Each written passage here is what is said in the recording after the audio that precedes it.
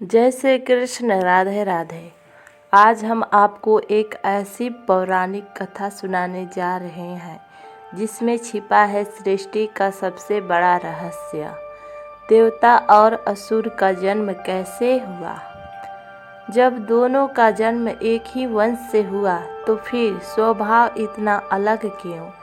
यह कथा केवल इतिहास नहीं बल्कि मनुष्य के भीतर चल रहे देव और असुर के संघर्ष की भी कहानी है। पौराणिक ग्रंथों के अनुसार महर्षि कश्यप सृष्टि के महान ऋषि थे। उनकी कई पत्नियां थीं जिनमें प्रमुख थी अदिति, दीति, दनु। अदिति जिसे जन्मे देवता, दीति से जन्मे दैत्य यानी असुर, दनु से जन्मे दानव। यहीं से देव और असुर की उत्पत्ति हुई। माता अदिति सत्वगुण से युक्त थी। उनके गर्भ से जन्मे इंद्र, वरुण, अग्नि, सूर्य, वायु, अश्विनी कुमार। इन्हें आदित्य देव कहा गया। देवताओं का स्वभाव था धर्म का पालन, सत्य और करुणा, तप और सेवा, अहंकार से दूरी। इसलिए उन्हें स्वर्ग का अधिकारी बनाया गया। माता दीति का स्वभाव था क्रोध, अधीरता, प्रतिशोध। उनसे जन्मे हिरण्यकशिपु, हिरण्याक्ष, प्रहलाद, अन्य दैत्य। असुरों का स्वभाव था शक्ति का दुरुपयोग, अहंकार, ईश्वर से द्वेष, केवल भोग की इच्छा। इसी कारण उन्हें असुर कहा गया।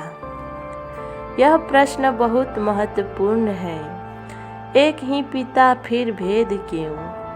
जब पिता एक ही थे तो देव और असुर अलग कैसे बने। शास्त्र कहते हैं जैसा भाव वैसा जन्म।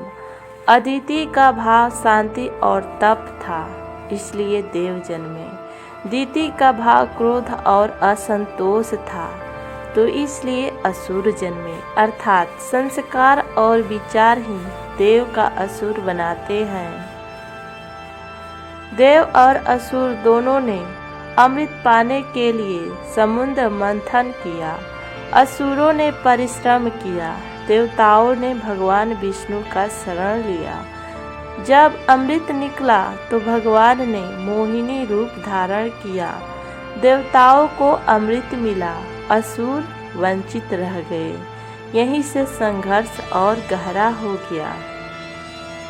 शास्त्र कहते हैं देव और असुर बाहर नहीं हमारे भीतर है।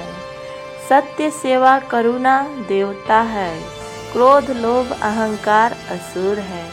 हर मनुष्य रोज तय करता है कि वह देवता बनेगा या असुर। देव और असुर का जन्म केवल पौराणिक कथा नहीं, यह जीवन का संदेश है। जन्म से कोई देव या असुर नहीं होता, कर्म और विचार हमें वैसा बनाते हैं। यदि आपको यह कथा पसंद आई हो तो वीडियो को लाइक करें, चैनल को सब्सक्राइब करें और इस ज्ञान को दूसरे तक पहुंचाएं। जय श्री हरि।